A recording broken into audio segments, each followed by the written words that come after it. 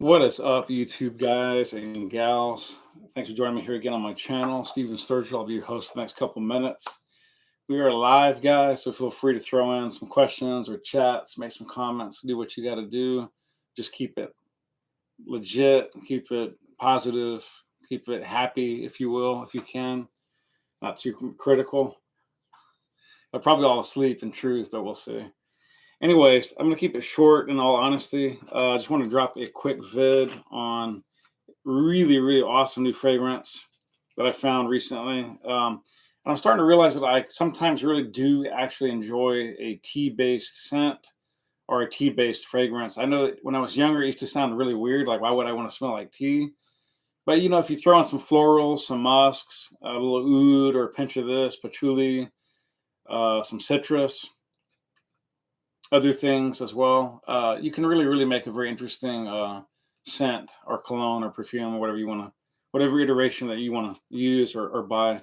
So this is from the house of Thierry de Gunzburg, Haute Parfumerie Paris. This is Eau de Parfum concentration. This is Thé Glacé, which means iced tea. And it is Aqua Parfum. And if you get the bottle, it has the same almost Art Deco meets Africa type pattern, which is really cool. So it says an invigorating splash of freshness, a burst of Ceylon tea and Italian grapefruit, turning to warm scents of salt, lavender, and Brazilian mate. Now, salt is not the SALT condiment, it's SAULT. I don't know if the camera can get that or not. Some pretty tiny letters. It hasn't been focusing that well lately for some reason. Focus.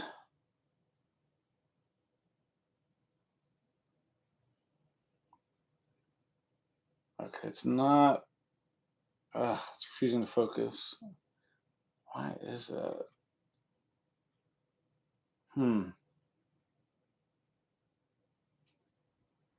I used to focus better. I don't know what's up on that, but so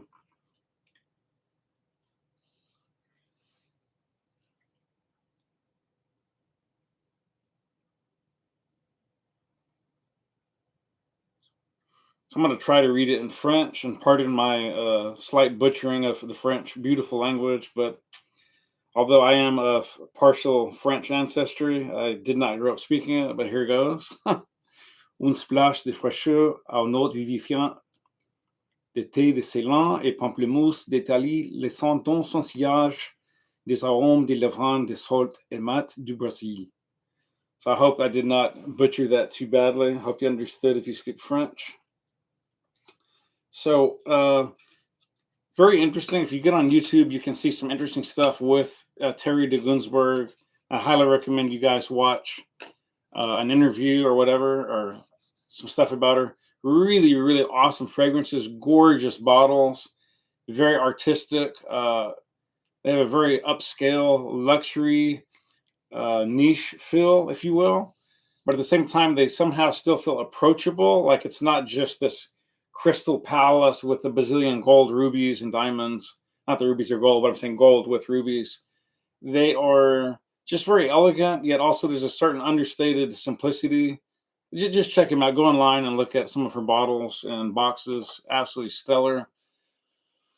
Beautiful fragrances. Absolutely stellar. I mean, stunning. Absolutely representing to me top of the line Parisian.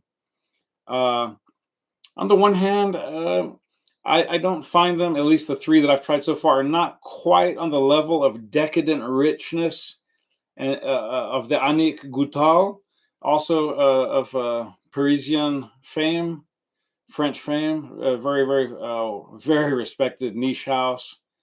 But to me, at the same time, you could also make the claim, perhaps, that a lot of the Annick Goutal stuff is a bit more throwbackish. It's a bit more classical, at least to my nose and sensibility. And also, you can go online and see a lot of the vloggers and stuff. To me, that's where kind of Thierry de Gunzburg somewhat differentiates herself, distinguishes herself. I think that while some of her fragrances, like terrific oud, which I tried the other night, and I'm not going to tell you about that until the next review. You have to tune in for that. It's excellent. I'll cheat a little bit, but we'll get into that in a later vid. With the exception of fragrances like that are definitely more classical and definitely more unidimensional. I don't want to say one dimensional. That sounds insulting, and I wouldn't go that far. But also as well, her Ombre Mercure Extreme, Ombre Mercure is very different. Very. This thing is a neutron bomb. It's like it's like a quasar star or something. Anyways, we'll get into that as well in a later vid. This is. Oops, I'm gonna grab the terrific. Ooh, don't want to do that. It's lovely. Where did I put my bottle? Yeah, okay, here we go. So I actually purchased this. This was not given to me or sent for free. Let me flex that gun a little bit. So iced tea. This is fascinating fragrance, and I think some of her fragrances like iced tea. I think this is uber niche. It's fresh. It's exciting. It's very off the cuff, almost like off the nose. It's playful. It's definitely avant-garde, because it's very untraditional. I find this to be a very untraditional fragrance, and so if you like new tea-based scents that are untraditional or non-classical, you could do a lot worse than get your hands on tea glacé iced tea. So let's get into the notes briefly, and then I'll tell you what I get despite the note breakdown. Where did my web browser go? Oh, there it is. Yes. When did this drop? I think this dropped in 2010. No, I take that back. I'm sorry. Erase. This dropped in 2015, so it's only 3 years old. And I believe whether or not it is a Russian gold edition or not only, that is definitely how it is mostly likely to be found in the Russian gold edition, Thé Glacé Aqua Parfum.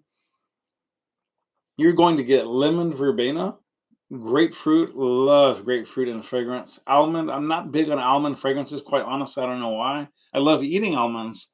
Don't particularly love to smell them for some strange reason. White flowers, lavender, love lavender. Black tea, camphor, which is very strange. That's right out of left field. I would never think to put camphor in a fragrance. Mate or mate, however you want to call it. That's that. I think it's like a Brazilian herb. I think you can make a tea out of it, if I'm not mistaken. So there's another sort of tea, herbaceous, herbal component. We get oak moss, which I quite like. Some people hate it. I like it. And then finally, musk. So there's the musk. This is an excellent fragrance. Now I'm going to go ahead and spray 3 just to be on the safe side. Wow. Instantly on that opening, even though I'm not letting it vape off yet, I'm getting the grapefruit accord with that lemon verbena. I'm already getting lavender. I'm already getting oak moss, believe it or not, along with that mate, and the camphor is just starting to creep in with the black tea. Okay, there's a little lavender there, maybe with the white flowers. But as this begins to come into the base, guys, it's just a lot that camphor begins to come out more on the skin, along with the oak moss, the mate, and that black tea really comes front and center as this comes into the dry down. And it's really interesting how that interplays with the white flowers, the almond, the grapefruit, and the lemon verbena. And it's just a very invigorating sort of bracing, as the British are wont to say. It's a very bracing type fragrance. And you do get the oak moss and the musk and the camphor and the black tea, along with that floral component of the white flowers and the almond and the lemon verbena. or verbena, if you want to say it that way. And it's just a wonderful bracing concoction. It's refreshing, it's light, it's floral, it's dainty, it's playful. Okay, I'm gonna stop right there. I apologize. No, I don't, but I do, but I don't. It really is excellent. And there's a funny little as that black tea comes up into the fragrance along mixing with the camphor and the mate, along with everything else that's in there. I'm not going to repeat those ad infinitum. It almost tricks your nose into thinking that there's a little bit of funky, earthy patchouli in here, or vetiver, indeed, vetiver may be more apt. But purportedly, there's not. It's just the interplay of those notes. And it really is very unique. I mean, it's hard to classify this fragrance because it is so unique. It's a bit sporty, it's a bit bracing, it's a bit daring, it's a bit fresh and citrusy, it's a bit floral. It almost has a little hint of the Oriental fougere, except that it doesn't have any of those traditional spices in there. Thus, it's not really a true Oriental, it's more like a quasi pseudo Oriental. Because I mean, you are getting the tea, the camphor, and the mate, which those are kind of an Southeast Asian type accord. So there is sort of an Oriental pseudo vibe coming in from that angle, along with the lavender, the almond. You know, the almond kind of gives that little nutty, meaty, toasty element there.